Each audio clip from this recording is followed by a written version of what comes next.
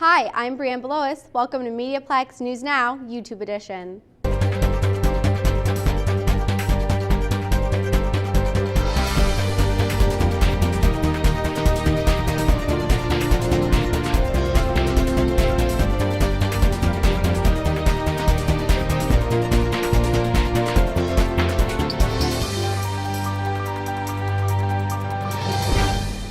Jim Hastings had the opportunity to sit down with Mayor Eddie Francis for a very special installment of 5 Minutes With. Hi, I'm Jim Hastings, and today we're going to be spending 5 minutes with Mayor Eddie Francis. I want to begin by talking about Windsor's economy. As you know, we recently lost our title as the unemployment capital of Canada to Abbotsford, BC. I was just wondering, how is Windsor going to continue its growth employment-wise? Well, it's a good title to lose, and we're very pleased because not only have we lost the title, but most recently the Conference Board of Canada has come out and indicated Windsor's economy is going to be one of the fastest and hottest growing economies in the country. And when you consider where we were several years ago with the crash in the manufacturing sector and the economic collapse globally, and the impact that it had here at home, where we had family and friends and neighbors losing their jobs, the highest unemployment rate, we really focused on diversifying. We wanted to use the economic recession as an opportunity to reposition this community, to diversify our economy, to have more offerings so that we didn't have to go through this again. So here we are, several years later, but in a short order, in a short time, we've been really able to reposition this community. We've modernized our infrastructure. We spent, thanks to the federal and provincial government and our city council, we've spent a record amount on infrastructure, modernizing our city from our airports to our train stations, to our bus stations and bus depots, to our corridors, to our neighborhoods, investing a lot of money upgrading them, while at the same time starting to put together the pieces, if you will, to refocus our economic base.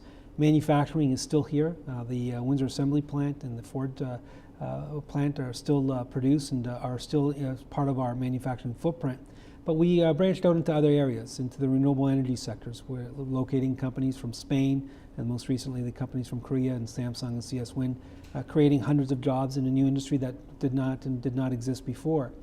Recently, City Council took active steps forward with regards to the airport to branch out into aerospace and lure a Quebec company here to open up a maintenance, repair, overhaul facility. So all of those efforts combined, we're very pleased. We're very proud of the fact that we're turning the corner.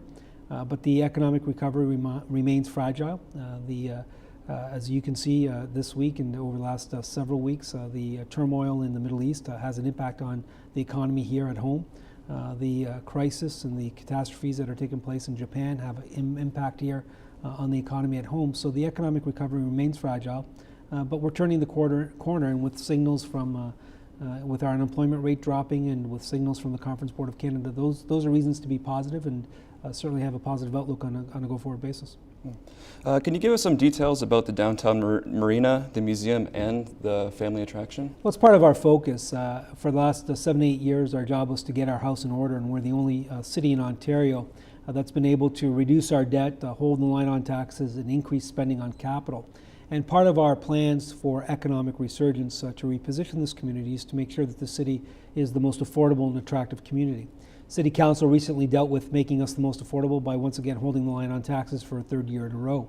That's unheard of and that's unprecedented, but it's a reflection of our commitment to try to make us most affordable, so that holding the line of taxes is going to help families locate here. It's going to help families be able to afford their homes, and it's going to help families put more money into their pockets for discretionary spending.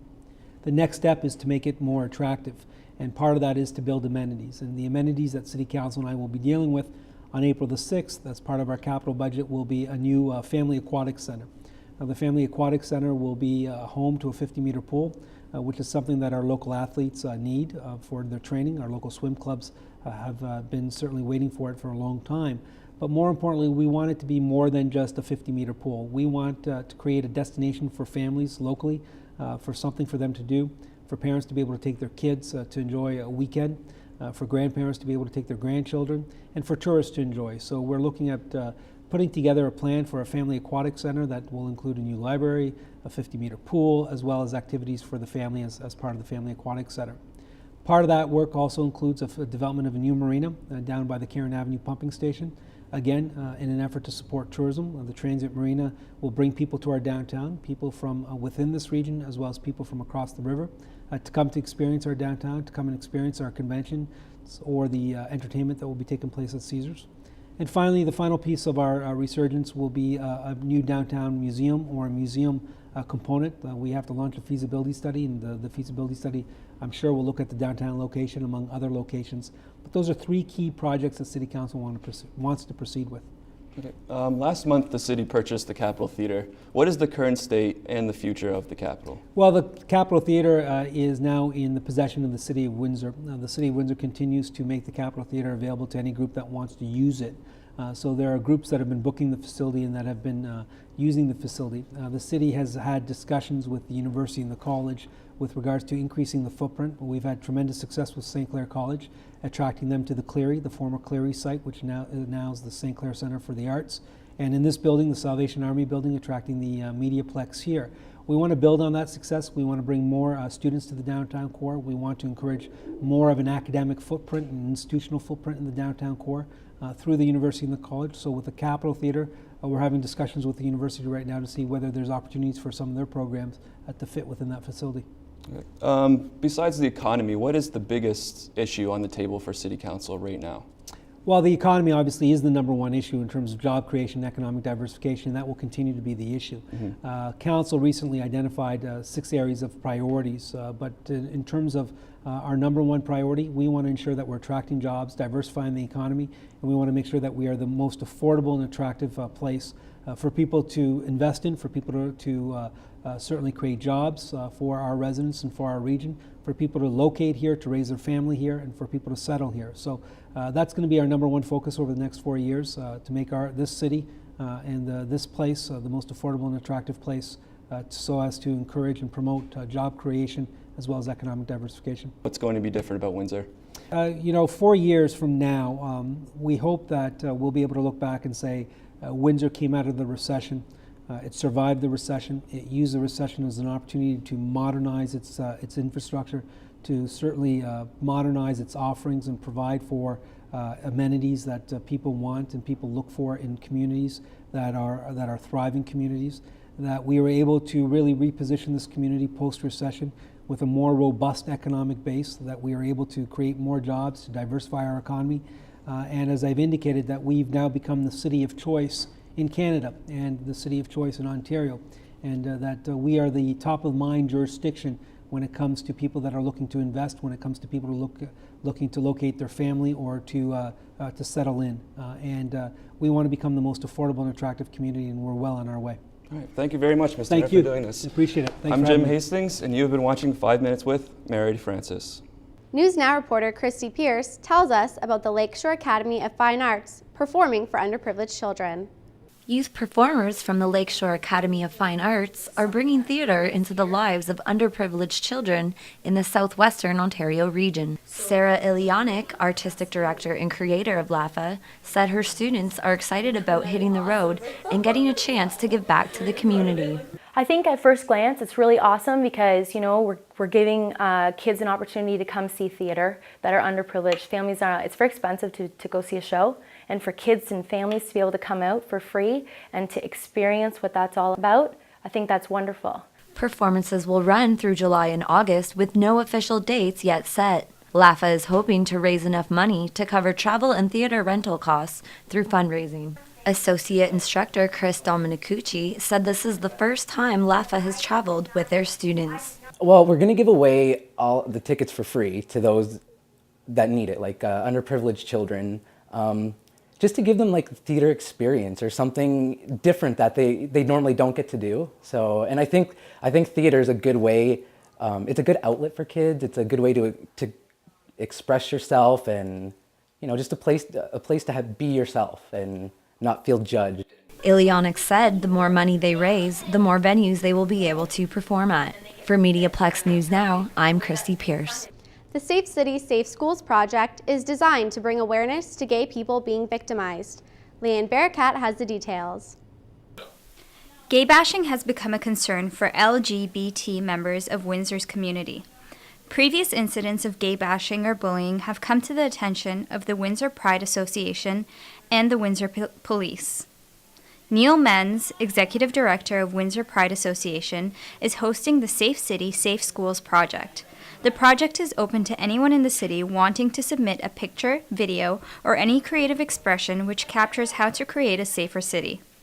So what we're asking from the community and St. Clair College and high school students here in the city and the University of Windsor students to consider creating images, words, text, photography, which capture how to create a safer city or a safer learning environment. There are two categories of entry or submissions that can be made to the what would be called a call for submissions in the art community, which we're doing.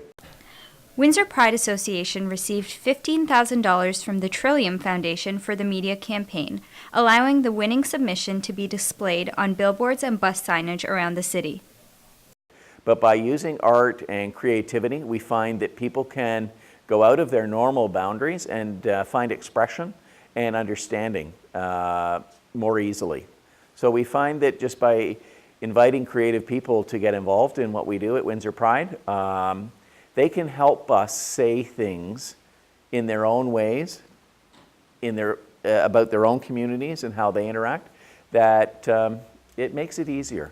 Because sometimes humor, sometimes just difficult topics that people would rather not talk about, they're always a challenge.